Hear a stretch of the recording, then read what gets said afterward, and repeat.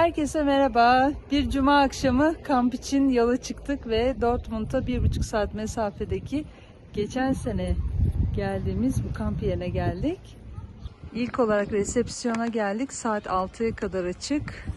Kaydı yaptırdık. Şimdi çadır yerine gideceğiz. Şöyle yukarıda şu tarafta bir yere kurulacak çadır.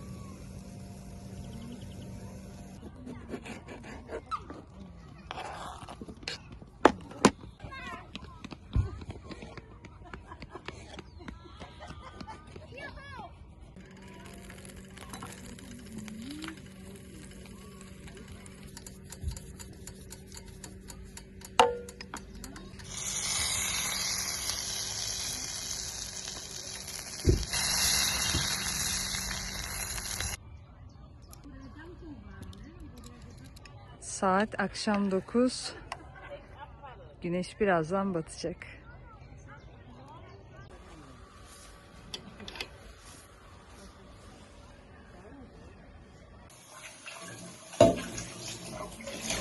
Bulaşık yıkamaya gelmişken birazcık da mutfağı çekeyim. Burada 2 tane lavabo var. Yaklaşık 20 çadır falan kullanıyor burayı şu an.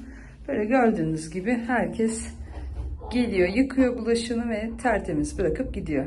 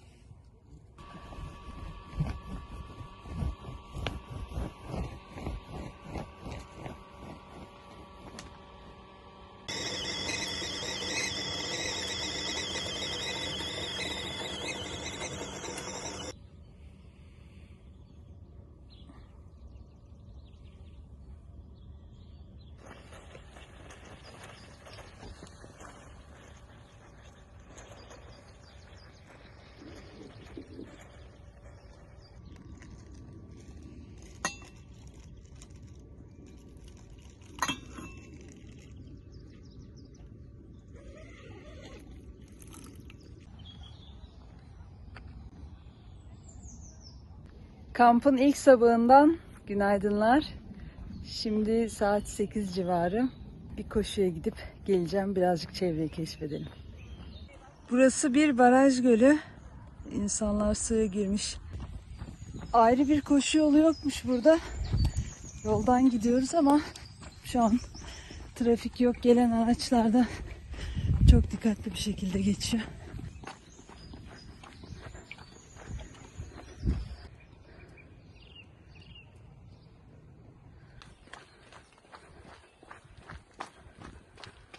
Manzara çok güzel.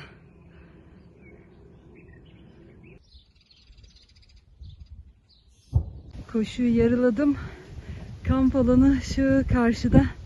Şimdi kahvaltıya doğru koşuyorum. Evler muhteşem. Göl kenarında. Harika bir köy burası. Köyde bir tane de otobüs durağı var. Ama bunların saatlerine çok iyi bakmak lazım. Günde 4-5 tane otobüs ancak geçiyor bu köyden.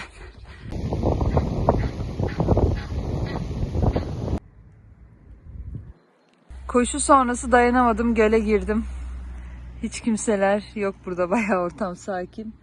Su çok soğuk ama çok iyi geldi çünkü hava giderek ısınıyor.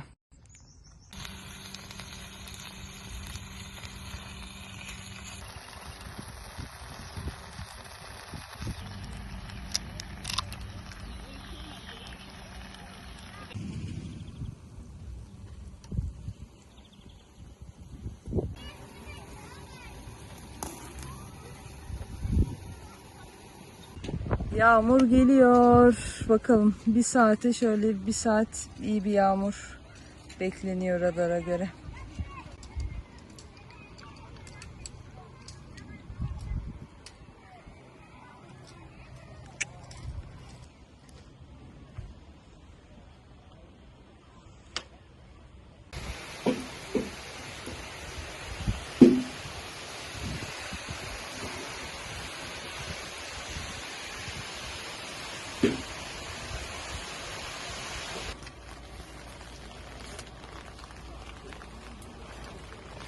Almanya'da yaz ortasında kamp. Böyle oluyor işte, bir anda yağmur çıkıveriyor. Şimdi bugün hem çadırı da yağmurda test etmiş olacağız. Bunların hepsini de sizinle sonra paylaşacağım.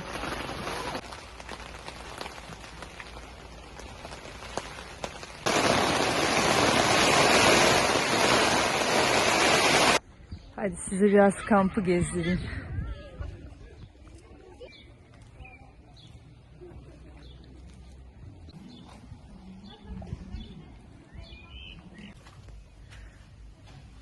Bu üst kısımda bir mutfak, bir de böyle çamaşır makinelerinin olduğu bir alan var.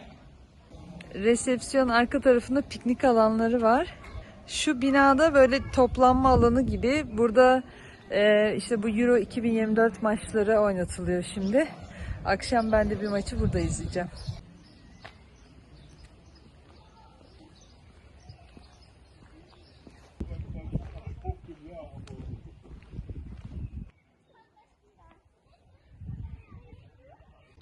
Kampı gezdikçe ben de şaşırdım.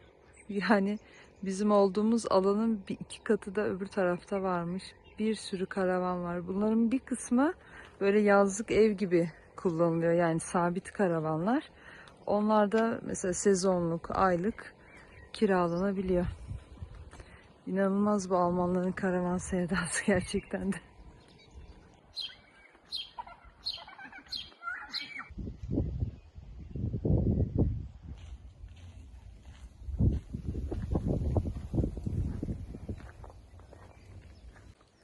Kamp alanı bir karavan fuarı gibi.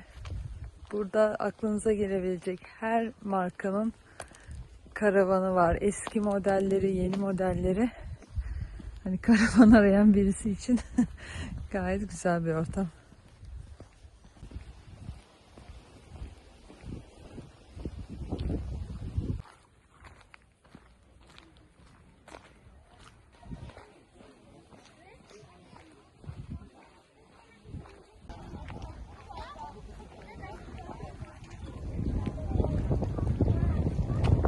Akşam yemeğinde falafel var.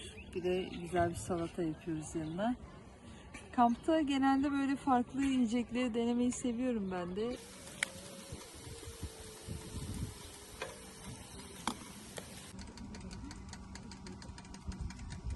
Şimdi bu kampta elektrikli ocak kullanıyoruz gördüğünüz gibi.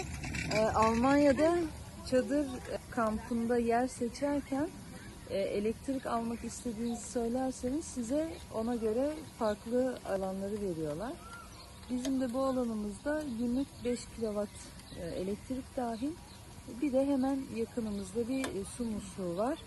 Bu da sürekli işte mutfak kısmına gidip gelmekten kurtarıyor açıkçası ve kampı çok daha konforlu bir hale getiriyor. Aslında kampın olayı ateş yakmak. Almanya'da şu ana kadar benim gittiğim bütün kamplarda açık ateş yakmak yasaktı. Bir de hava işte rüzgarlı olunca tüpü falan da kullanamıyorsunuz. O yüzden böyle bir çözüm kampı kurtarıyor.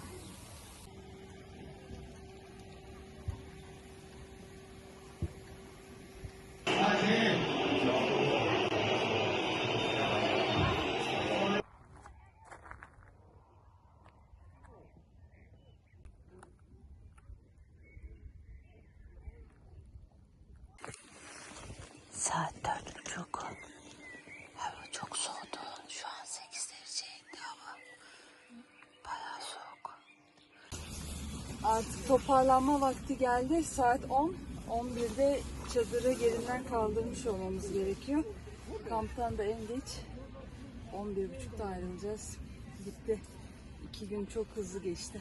Çok güzel bir kamptı ama. Etrafı temizlemek için Rossmann'dan böyle ufak bir süpürge aldım. Yani çekiş gücü çok yüksek değil ama gene de ufak tefek tozları temizliyor. Bence çadır kullanımı için gayet yeterli.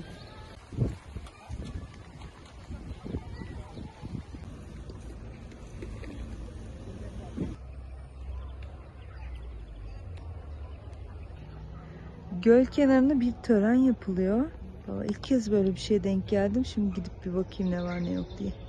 Bugün 7 Temmuz. Ukrayna'da yazın gelişinin kutlandığı bir bayrammış. Buradakilere sordum, yani bir düğün değil. Hatta Pentikos dedikleri bir bayrammış bugün. O yüzden bu güzel gölde toplanmışlar.